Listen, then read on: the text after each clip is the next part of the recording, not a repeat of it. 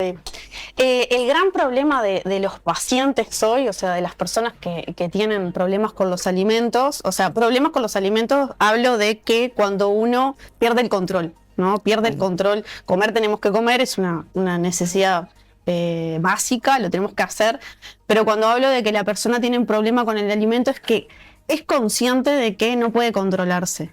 Y muchas veces es como que hay como una especie de discurso en donde los pacientes, lejos de ayudarlos, en realidad los retraumatizamos, que es que les falta voluntad, ¿no? Claro.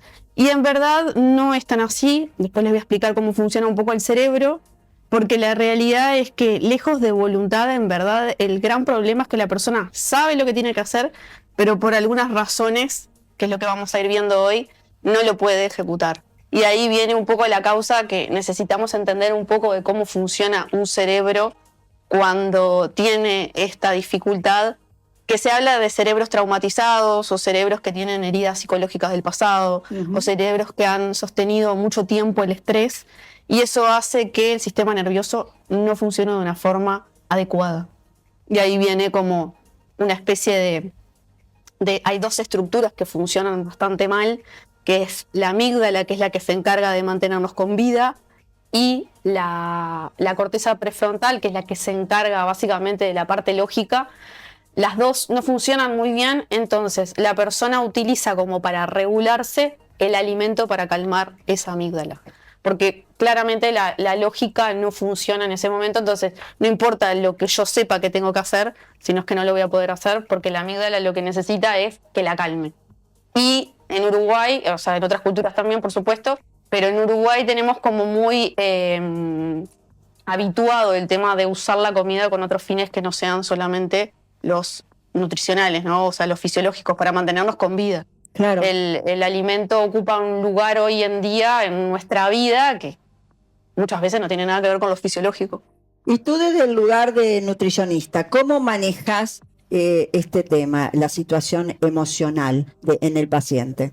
Yo el año pasado me especialicé en psicotraumatología, que es un poco esta mirada que va más allá de un plan de alimentación, sino que es entender un poco esta parte de que realmente el paciente la pasa mal. Claro. ¿No? O sea, realmente el paciente la pasa mal, siente mucha frustración, no es el primer tratamiento que hace, siente mucha vergüenza, sobre todo se desmotiva fácilmente.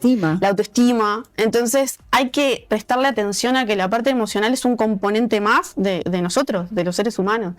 Y un poco venía de la mano de lo de la psicotraumatología, lo que hace es como unir la parte biológica, el trauma. Básicamente lo que habla la psicotraumatología es que un cerebro que funciona así es gran terreno fértil para lo que son las adicciones. Claro. Y ahí entra la comida, ¿no? Por eso, adicción, como perdemos el control frente a la sustancia.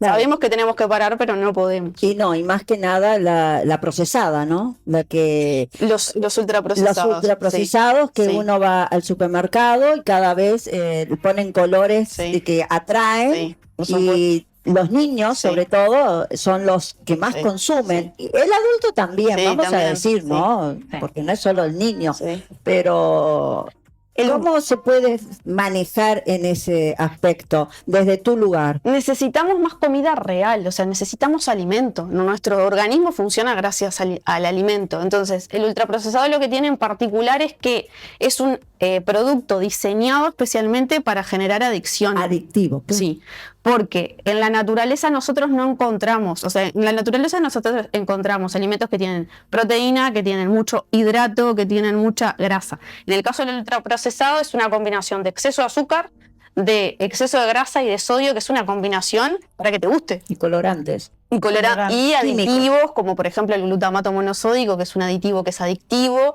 Entonces, ¿qué pasa? A nivel del cerebro, eso genera... Es tanta la intensidad y en una parte chica que me genera muchísima intensidad del sabor, que cuando llega a nivel cerebral en la sangre, todas estas sustancias, obviamente que digeridas, genera una gran secreción de lo que es dopamina.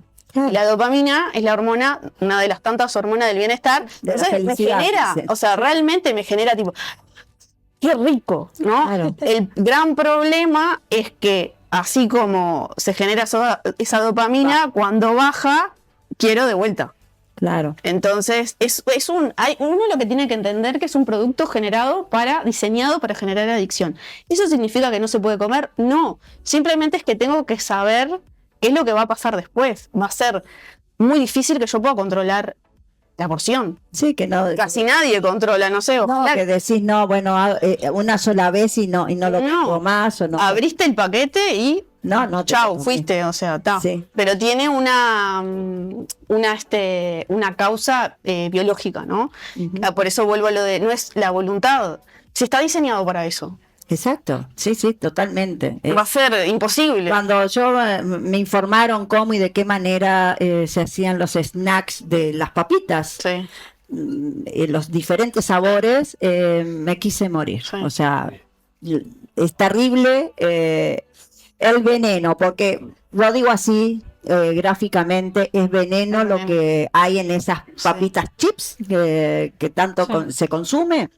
¿Sabes que en Texas, que seguramente se vaya a armar lío, están en toda una tratativa de que le quieren poner no es un octógono, es como una leyenda que digan los ultraprocesados, este alimento contiene ingredientes que no son aptos para el consumo humano. Claro. Obviamente que la industria está como loca, están todos en juicio, pero es la realidad. Con el tabaco, ¿no? Sí. Con los cigarrillos pasó, o sea, pero creo que la alimentación hay que ser más consciente, sí. y sobre todo yo enfoco muchísimo a la niñez, sí. al niño, pero si el adulto a veces por no decirle no al niño, y acá tenemos una maestra que nos puede decir, a veces somos culpables, no es tanto el niño, sino que el adulto es culpable para contemplar y estás haciendo un daño. Totalmente. Pero bueno, muchas gracias. No, por favor, vamos a aprender. Sí.